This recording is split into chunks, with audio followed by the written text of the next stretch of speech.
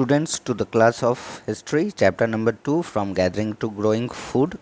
Moving ahead from the previous topic, this is your what about customs and practices. Means till now we had discussed about the first farmers and herders, traces about them, what are the findings that has been found by the archaeologists at different neolithic sites. We had discussed the some of the most important neolithic sites, just like Buzahom, Mehergar. The Jilin heading is there that we will be discussing in the last lecture. Chirand, Payampalli, Hallur, all these sites we have seen through the map in the previous lecture. So we are on a entirely new topic, the fifth topic of the learning outcomes. What about customs and practices, and as per the lesson plan also. So students, we still don't actually know about the customs and practices of early humans. Means still till now so many developments had been made in this modern world, so but still till now we don't know about the actual practice and customs, rituals that they used to follow, that the early humans used to follow at that time. In today's time, 2 or 3 generations that live together in small settlements is called as villages. Means your grandfather, your father, now you, now your children, your grandson. So your grandfather one generation, your father generations another, your generation third generation. So in today's time, if 2 or 3 generations are living together at a single place together, that place is termed as villages, and from there, their population grows further, which is a natural process where most family members know each other, and it is very common specific thing that in villages people are known to each other. Each one knows by his act, by his name. They are very familiar to each other because they are either they are close relatives or they are relatives, brother, sister, uncle, aunt, cousins. Many relations are there, and those people knowing each other very closely, collectively such people constitute or makes a tribe. Means what is a tribe? When in a tribe, when group of people are very familiar and close to each other, they know each other very well, and this group of people together sharing the common culture and beliefs among themselves is called a tribe. Tribe means the Adivasis, especially at that time. Hunting, gathering, fishing, herding, farming are simple works that are still done by primitive means. So it is also assumed that old methods are also being followed by the early humans too. Means just like the acts like hunting, gathering, fishing, herding, and farming. Still, in many parts of our country, the old and primitive means, as the early people used to do, is still followed, where the modernization has not been done still. In some parts, I am talking about, not to the greater part, because most of the parts has been modernized also. So the areas where it is not modernized or the people, tribal people are living, they still use the old and primitive means. And what does this mean, old and primitive?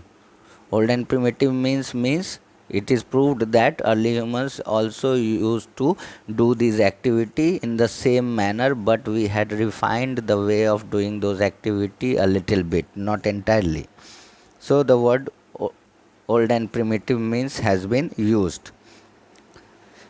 Now talking about women, so the work done by the women, that they do all kind of agricultural work, all the work related to agriculture, such as ground preparation for the seed, sowing of seed, looking after harvesting and the crops, and all works related to agriculture is done over by the women of those tribes. All these are the work of women in such kind of tribes.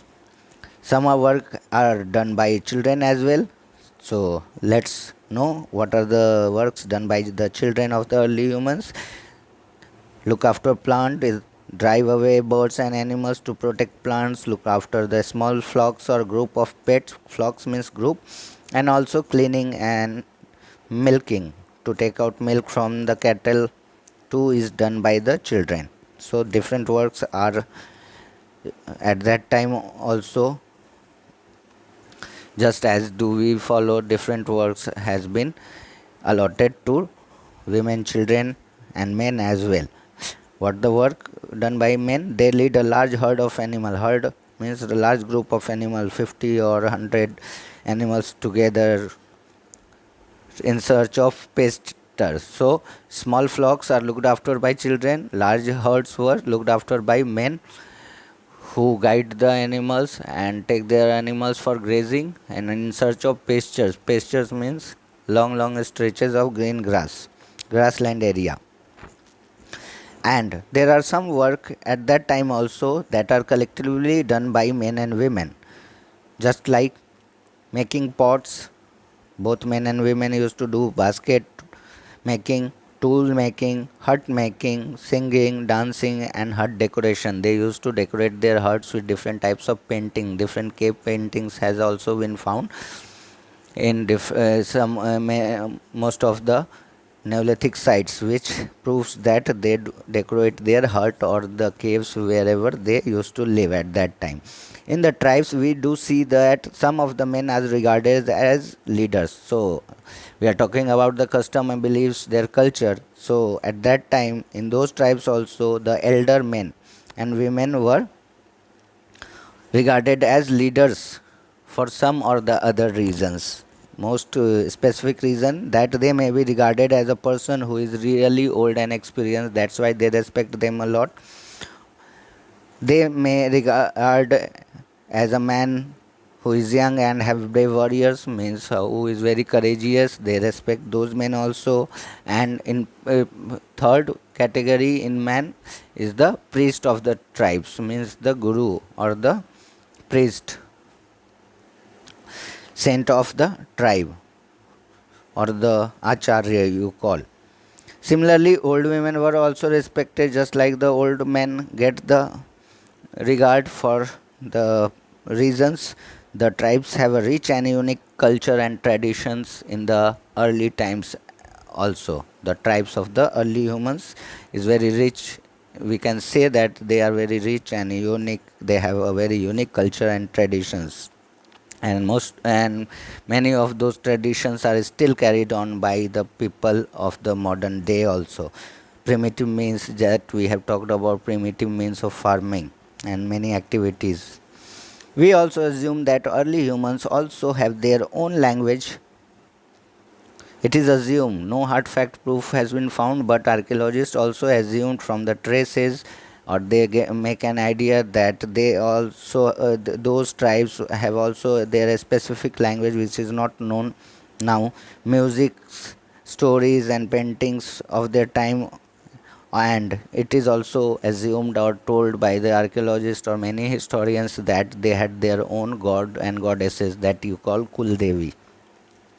In a tribe, everyone, and the most specific or the best unique feature of these tribes are that in these tribes no one is treated as superior and no one as inferior. The right to equality is present at that time only. In today's world, in democratic country, many of the people still don't know what is right to equality. But at that time also, in the tribes of early humans also, every people, the most unique feature is that every people is treated equally in those tribes. And this is the end of the fifth video lesson of this chapter. Thank you.